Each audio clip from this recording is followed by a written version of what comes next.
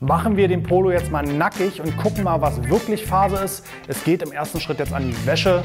Los geht's. Mal schauen, was sich unter der Patina noch so alles versteckt. Wir haben gesehen, viel Dreck in den Ecken und Kanten. Wenig Pflege in der letzten Zeit, deswegen bin ich gespannt, ob nach der Wäsche noch Dinge zutage treten, die wir jetzt vorher nicht gesehen haben. Jetzt kommt der Moment der Wahrheit. Wir starten mit der Reinigung.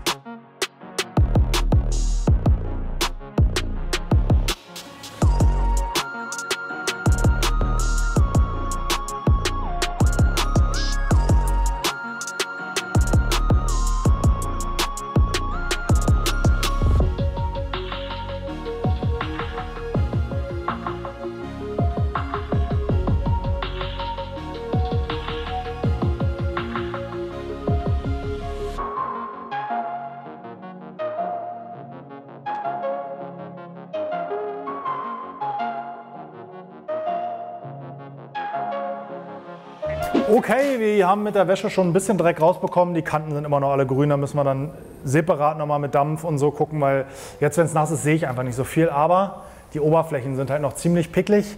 Wie gesagt, ist jetzt hier alles ein bisschen rabiater als sonst.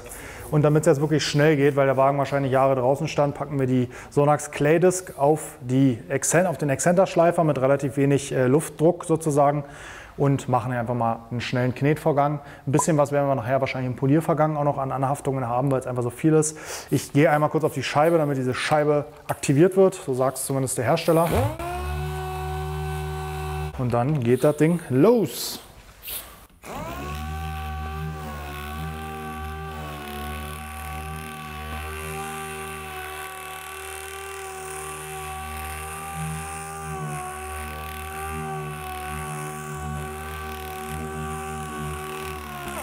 Mal gucken, ob das was bringt.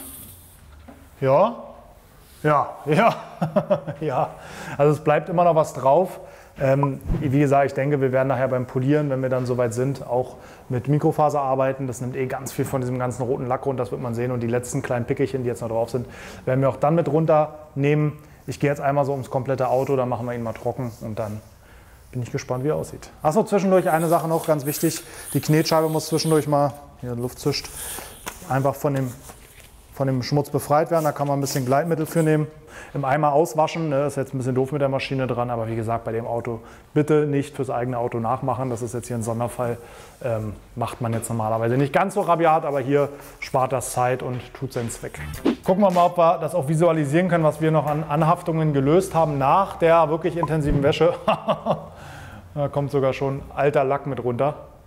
Das ist natürlich echt heftig, ne? Aber dafür ist er jetzt wirklich ziemlich glatt. Auch glatter, als ich erwartet hätte, muss ich sagen, weil der war schon fast matt lackrau. Ist ja auch matt, ne?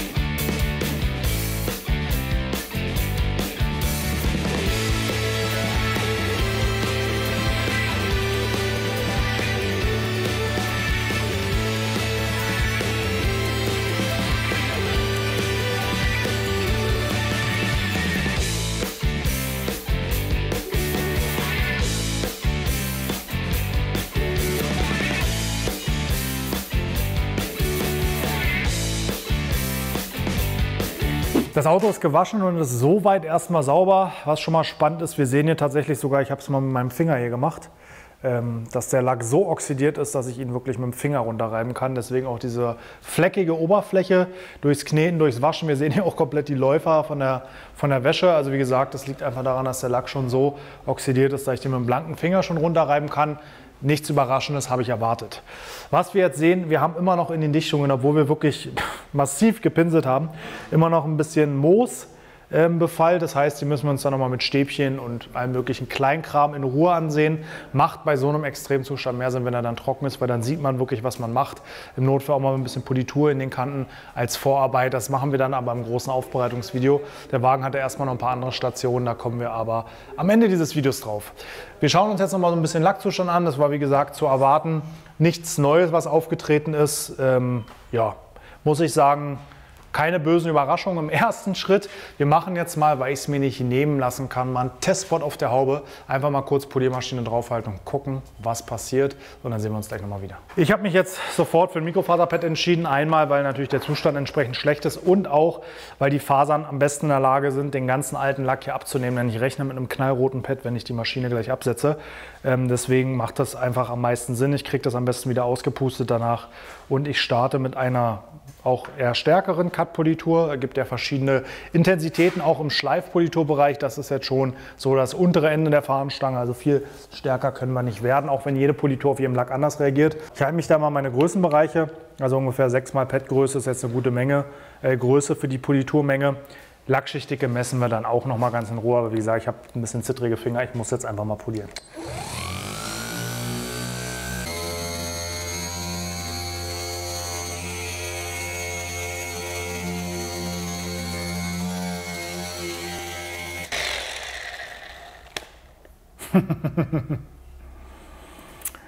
Wie zu erwarten war, knallrotes Pad, habe ich ja schon prognostiziert. Ich lege mal kurz die Maschine ab, nehme mir mit Absicht mal ein graues Tuch, weil das wird mit Sicherheit auch jetzt rot, und wische mal die Politur ab, und das, was ich sehe, gefällt mir ganz, ganz, ganz hervorragend. Ne, ist gar nichts mehr drin. Alles im Pad gelandet, also ein bisschen, hier oben sieht man noch ein paar Ränder, aber ich glaube, das ist wirklich ein Ergebnis, wo sich der Aufwand lohnt, und wir sind wirklich nur einmal drüber gegangen. Ich hole mal noch mal eine Lampe, gucken wir uns noch mal mit dem Licht an, wie es jetzt aussieht, und dann sprechen wir uns gleich nochmal. Wir sehen hier auf jeden Fall starke Cutting-Spuren, also einfach von der groben Politur, aber auch defektmäßig. Das ist das Schöne, wenn man so viel oxidierten Lack hat, nimmt man die Schicht sofort runter und hat gar nicht mehr groß mit tiefen Kratzern zu tun. Wie gesagt, ein Neuwagen soll es hier gar nicht werden, aber ich glaube, das kann sich mehr als sehen lassen. Das wird ein richtig schönes Ergebnis. Ja, ich muss ihn jetzt leider schon wieder aus der Hand geben, den schönen Polo. Ich muss sagen, ich finde das Auto echt mega cool. Also der Wagen geht jetzt erstmal in eine Kfz-Werkstatt. Da lassen wir den einmal durchchecken. Wie gesagt, TÜV hat er noch ein Jahr, aber wir werden auf jeden Fall natürlich die Flüssigkeiten einmal machen lassen, uns die Bremsen angucken, was da nötig ist, und einfach mal einen Technikcheck machen, um zu gucken, was nötig ist, was wir machen müssen und was man machen kann, und entscheiden dann, welchen Umfang das hat. Aber keine Sorge, da nehmen wir euch auch mit. Das könnt ihr auch begleiten. Und dann geht es weiter an den Lack. Dann werden wir erstmal die Sachen lackieren lassen, die wir lackieren lassen. Und dann kümmern wir uns um die Lackaufbereitung, auf die ich mich schon richtig krass freue, weil das Ergebnis verspricht auf jeden Fall sehr, sehr, sehr schön zu werden. In diesem Sinne, begleitet uns bei diesem coolen Videoprojekt. Es wird auf jeden Fall ein schönes Ergebnis. Wir sehen uns beim nächsten Mal. Abonniert den Kanal und drückt die Glocke, um kein Video zu verpassen.